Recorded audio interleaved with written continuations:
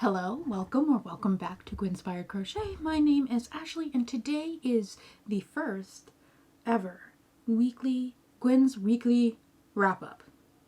Gwen's Weekly Crochet Wrap-Up. Something like that. So today we are just going over what I've done for the week.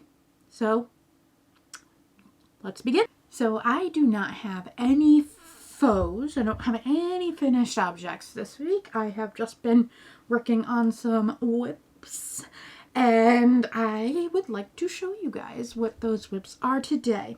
So the first whip, I forgot one of the books for one of them, but that's okay. So the first whip will be this Labrador Retriever dog, Amigurumi, by Phoebe Pranajaya, or at Chibi's Craft. This is a paid-for pattern that I purchased on Etsy. Now I purchased this back during Christmas time, as these were perfect for a dog ornament that I wanted to make for my secret Santa, as you would call it, at work. She has a couple dogs, so I made 2 of these for her. So I ended up making, so this is one, this dog looks like one of her dogs. And then I ended up making this dog for her as well.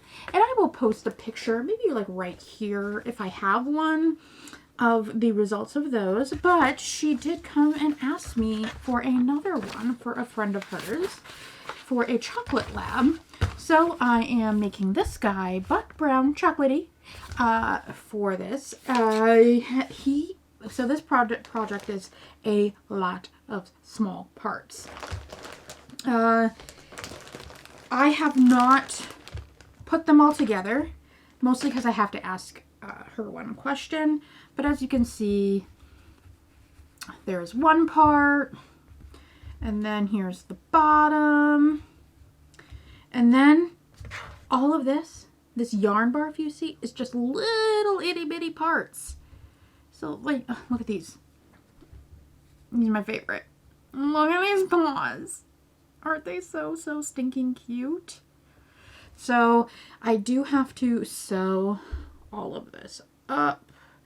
And I'm probably going to glue. I'm not ashamed.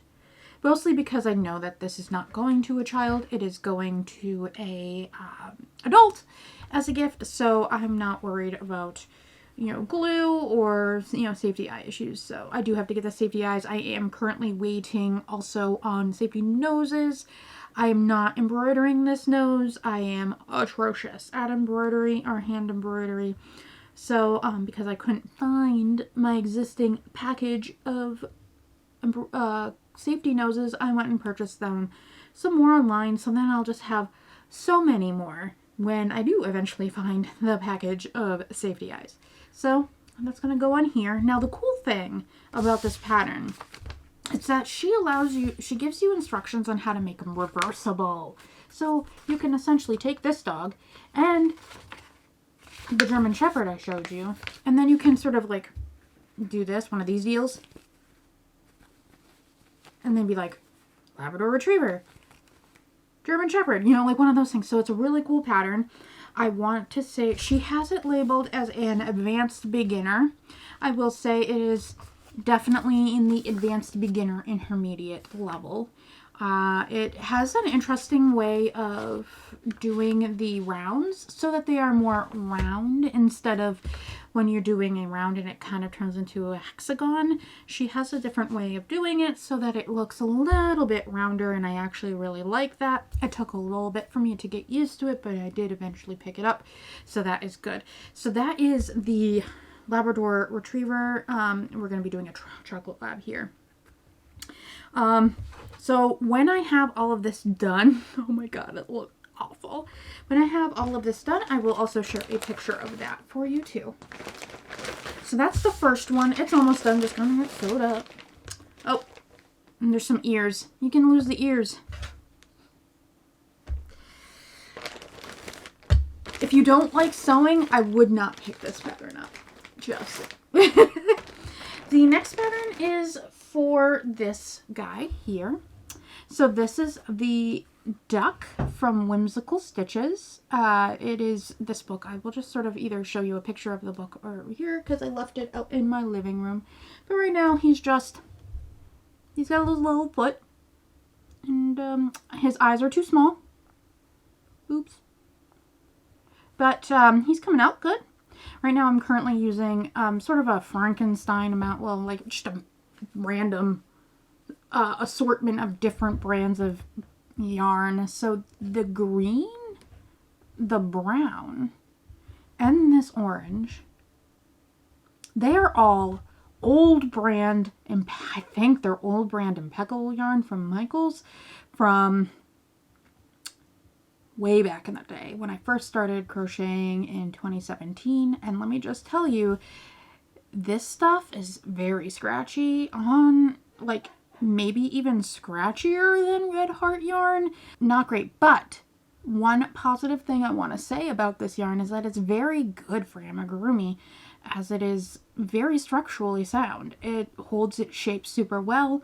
The new brand of Impeccable yarn, I have issues with the new Impeccable. It is very splitty, too soft, can't stand it. So I am just using up old skeins, and I just also realized I don't have a regular green. Like, I don't have green like in the book. I just have like all of these off shades. So I have this sort of, it's very pretty. It's not bad at all, but it is just regular green. Not regular green. It's like a moss green, you could say.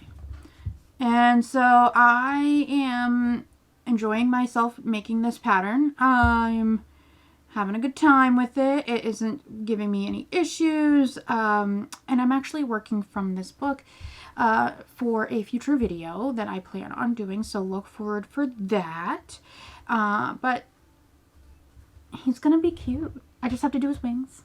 Wing, and finish his other foot and sew it all on, and I believe that is all for the little ducky. The last whip is, of course, the blanket. Not much progress has been made on this, only because I'm just picking up here and there when I need something a little bit more brainless, but I will show you my progress.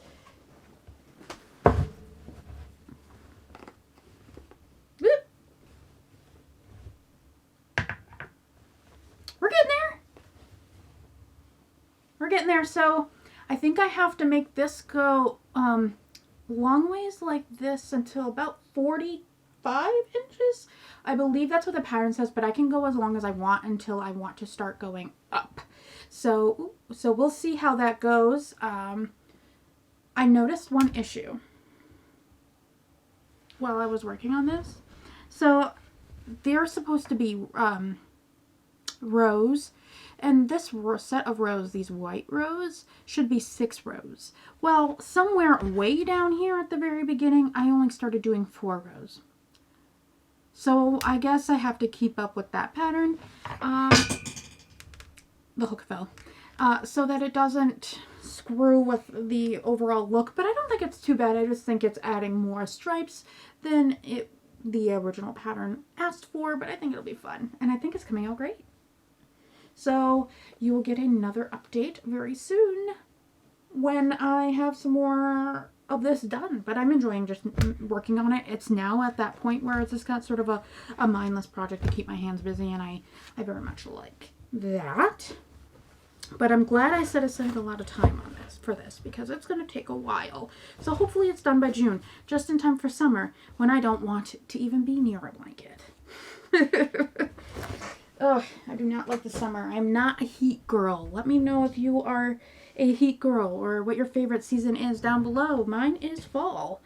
Do not like winter. Do not like summer. And the spring is okay, but it's just too buggy. I don't like bugs. Anyway, so there's that. So the other thing I wanted to see, or just sort of to see if there was interest, but I've been thinking a lot of people like tutorials, and I thought, what if I did a tutorial? And then I'm sitting there second, third guessing myself because I'm like, well, you're not good enough. You just started. why are you doing a tutorial? You shouldn't. And but really, I feel like I could probably do a tutorial on this. So this right here is something I made. It is actually a kitty cat coaster. I will post a picture of a few others that I made of them over here.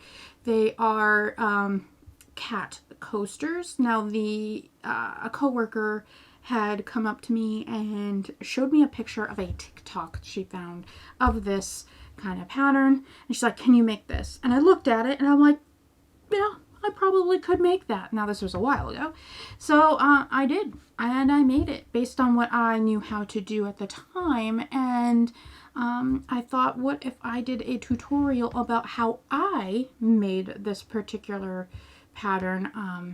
I don't know if I can find the TikTok, but just know it's not my original idea. This is my adaptation of the idea. And on the ones that I made for her, I actually had some cork bottoms that I fabric glued to the bottom, which is optional because if you just want to throw these in the wash, you don't want to do that. But if you don't mind like spot cleaning, maybe do that, and it will make it a little bit more rigid, a little bit less, slippery when using it. So I thought that that could be something fun to do. So if you are interested in seeing how I made these cute cat coasters, let me know below in the comments, and then I will get to work on this for you guys and show you how to make that. Now, the other thing I wanted to share with you is a fun idea I had that would help me work through some of the many Amigurumi books I have acquired. Oh, I do have some other things I have to show you. I just remembered. Okay, but first, I went to the Dollar Tree and I purchased this. It's just a clear bucket. What I want to do, and what I'm going to do starting next Friday, is I am going to make what I'm going to call the to-be whip jar. So I have watched a lot of the book community on YouTube, and they have a lot of them use like TBR jars or to-be read jars, which the books, they put all the books that they like to read and they put them into a jar, shake it up, and then they pick 2 or 3 and put it in the jar, and they pick 2 or 3 out of the jar, and then they are challenged to read those over whatever given amount of time that they choose. Anyway, so I will put all of the different patterns that I want to make from each of the books in here, give it a shake on a Friday, and pull 1 or 2 out, and that is my challenge, to make those 1 or 2 over the coming week, and then the following Friday you will see the progress, and hopefully there is some. I thought it'd be a good idea, and this is the biggest little container I could find at the Dollar Tree. I wasn't wanting to spend any more than $1.25 for this, so I thought, I'd just do this and maybe cover it in some stickers. I know Mama Kayla had bought some stickers from No Kitschy Name's sister on YouTube. No Kitschy Name, who is on YouTube, her sister is selling stickers on Etsy. So I thought maybe I'd pick up some of hers and put them on here. That'd be nice. Support other community members, so that'd be fun. What do you guys think? I am excited about this, and you will see this begin next Friday. Speaking of Amigurumi books, I picked up a new one. So this is the Amigurumi book I picked up. It was last weekend, and this is Hooked on Amigurumi by Melanie Morita, founder of Not Too Shabby Crochet, and look how cute this stuff is. There are so many cute patterns in this book, and I think part of the way, the reason why I'm starting this is because there are just so many in this book that I want to do. And I just need a way, something to motivate me to start working on them. So many. Okay, look at this cinnamon roll. I'm trying not to show you the pattern. Look at him. Ah, so cute. Okay, so I am very excited to add this book to my collection. It is an ever-growing collection. Oh, if you guys are interested in seeing the other Amigurumi books I have in my collection, let me know. I can resurrect the Crystal from Chronically Crocheting's Amigurumi book tag and do that if you are interested. So let me know down below if you are interested in seeing the rest of my Amigurumi books. This is one of the purchases, and on that same trip I saw some fun yarn I really wanted to buy, so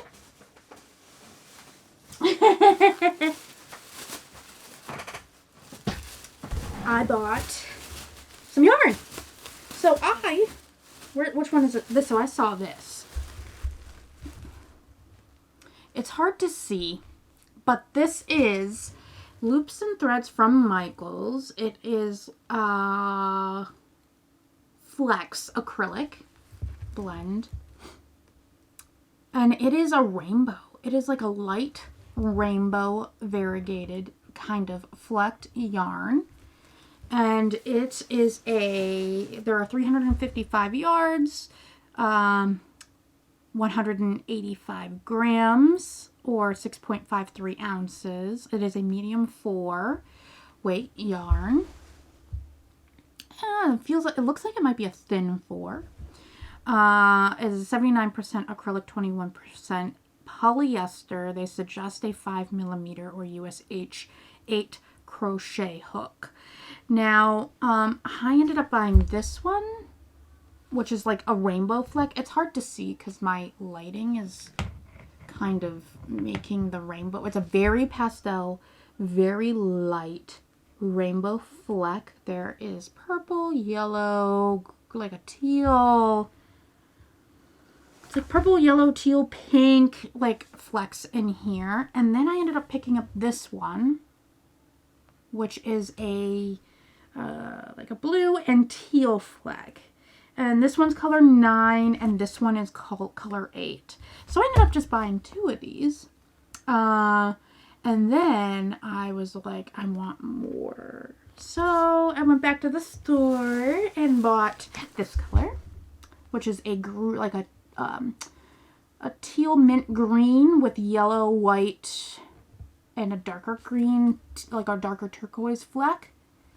And this is colorway 4.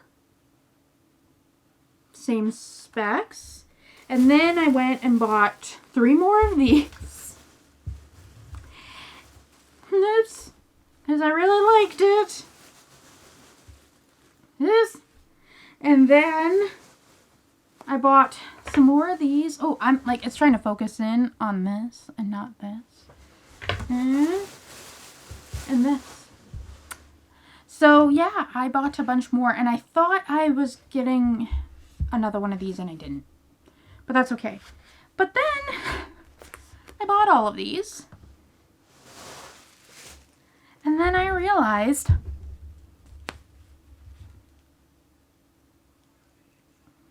this yarn is hand wash cold. Hand wash. Do not bleach. Dry flat. So that means it's got to be used on something that I don't plan on wearing a whole lot. Or washing a whole lot. And now I have a giant pile of this yarn that can't be put in the dryer or the washer. If you guys have any ideas on what I can do with this that is minimal washing, please let me know. Share any kind of free patterns, or if it's a paid for pattern, do that. I am open to that. I was thinking maybe like a shawl or something along those lines, something that I can get many wears out of without having to wash it in the washer and dryer, but that is very depressing to me. Also, this Loops and Threads label, I think, are they rebranding kind of? Because it's nice and I approve. It's a very nice new look. I approve of it. I have not seen this label on any other yarns at Michaels. But I very much like this. So let me know what you think I should do with all of this yarn. Now that I realize I cannot wash it or dry it in the machines. Anyway, that should be the whole update that I have for you today. If you liked this video, please comment, like if you liked the video, and subscribe if you like this video and if you like to see more of me talking about yarny stuff. Also, if you want to be reminded of when I do videos, especially because my videos are not on a set schedule at the moment, definitely hit the little bell. That is super helpful for me as well. So thank you so much for watching today, and I will see you guys in the next video soon.